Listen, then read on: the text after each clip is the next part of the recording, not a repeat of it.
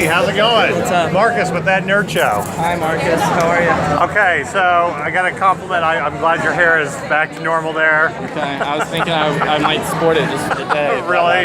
It's a little more difficult to go back to this. I can imagine. My sister's been giving me a hard time all day about that looking so 90s, like it's Beverly Hills 90210. Nice.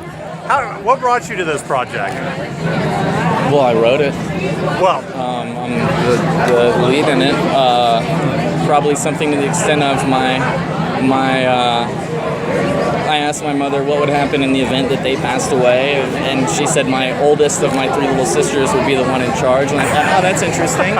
And I reflected on it a little bit, and I thought that makes a lot of sense because she lived here at the time, right. And she had a job, and I was a struggling actor in New York just trying to get by and, hitting the pavement in all of those ways, and I thought that makes sense. And I thought about what happens if someone who's in a position where they couldn't take care of their siblings in the appropriate manner, right. What happens when they are thrust in that situation?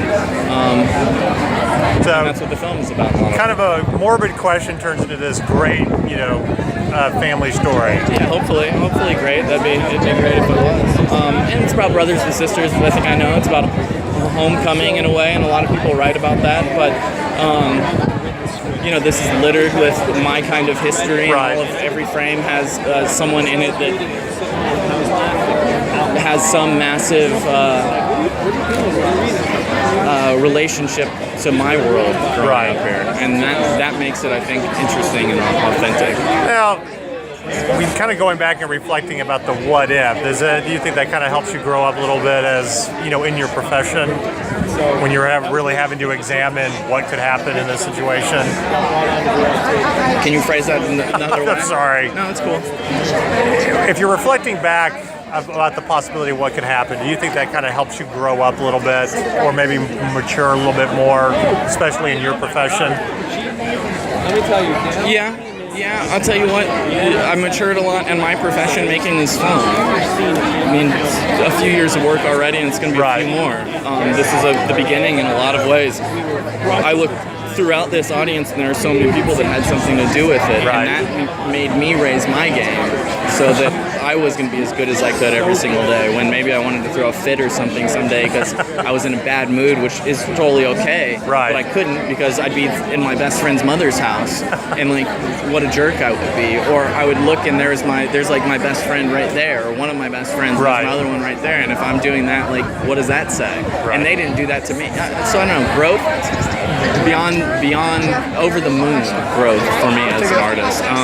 And the most truthful thing is I'm nervous as hell going in there right now. So we'll see what happens when the lights go down. Well, I watched it this afternoon while I was editing last night's interview. You don't have anything to worry about. It was very good. Thank you so much. But I got to ask, who invented that weird language that starts off very annoying, but by the end of the film, you're just laughing your ass off? I did. Really? It's I think it's a lot of those characters' approach to the world, and the language is heightened for a reason. Yeah, I would absolutely agree. And the reason I say that is I started watching the film, I was like, okay, what's going on with this language? But I did find myself just laughing by the end of it. Good. I mean, right at the top of it, there's a moment where the uncle rescues my character from the streets, and he says, "Your parents died. You got to go home." And then he says, "Let's get you a shower. You got gum in your hair." Right. I mean, hopefully that sets it up, cues you up for what you're gonna, how you're supposed to lens this world. And it really is a film about people learning how to grieve. No one grieves throughout. They're trying to teach each other and experience that together. So. Right.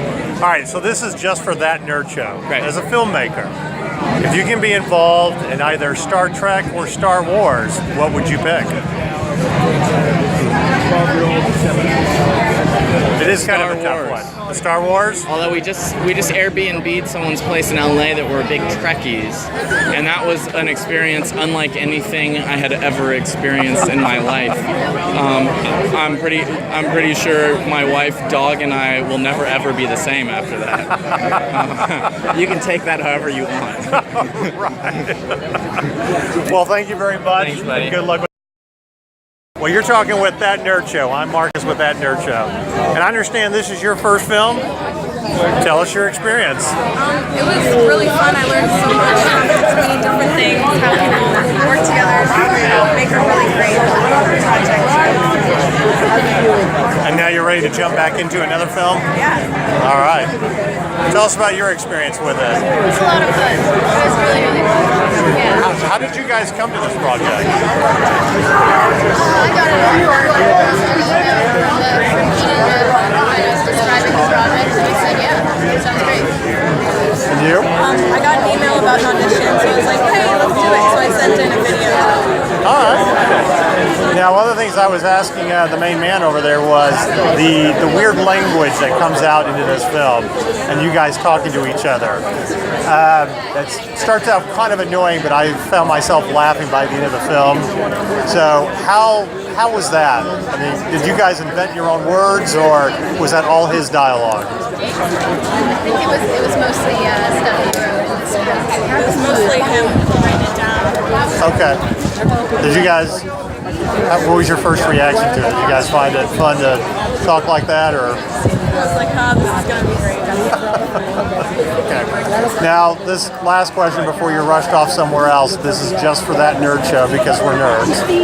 If you can be involved in either a Star Trek film or TV show or Star Wars, what would you choose? That's a hard one. It is. It's a hard one. I'd have to say Star Wars. All right. Yeah. Want to wield that lightsaber, huh? Definitely Star Wars. And that's the right answer. No, I'm just kidding. Hey, if you've got a Star Wars TV show for me, just let me know.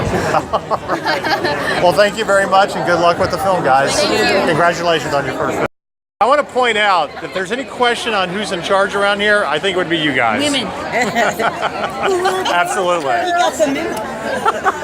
All right, so I got to ask, how did you guys come to this project? Audition. I'll tell you. So Gene was my student years ago. Okay. And he contacted me and said, you know, I met you at a time in my life when I really needed to meet you. He told me that I had lousy skin, I needed to get my act together and shape up if I wanted to be an actor. And he did.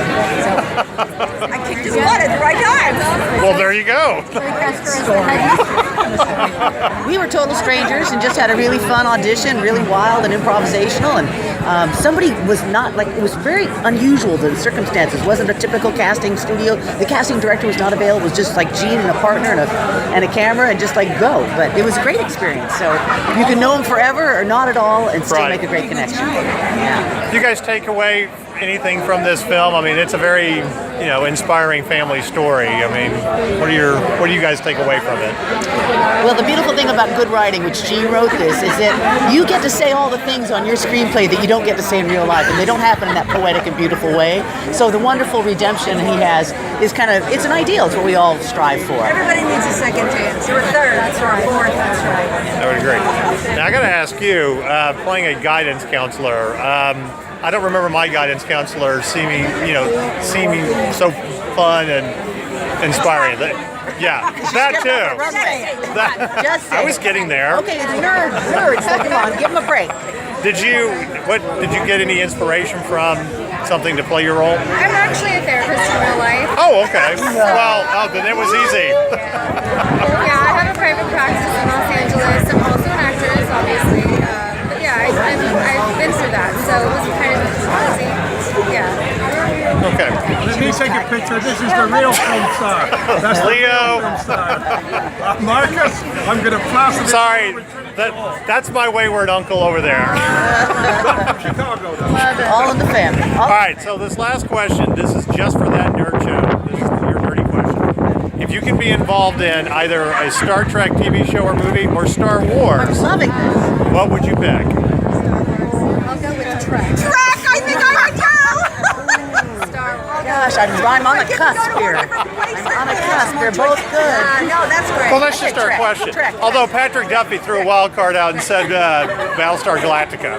Oh, well, that's throwing me out something else. Hard. There you go. I love that old deck. I know. Oh, that old deck. I know. I want to wear those costumes. Mystery Science Theater, those are fun too. There you go. Well, thank you very much, and good luck with the film. I saw it today, and it's great, guys. Very much.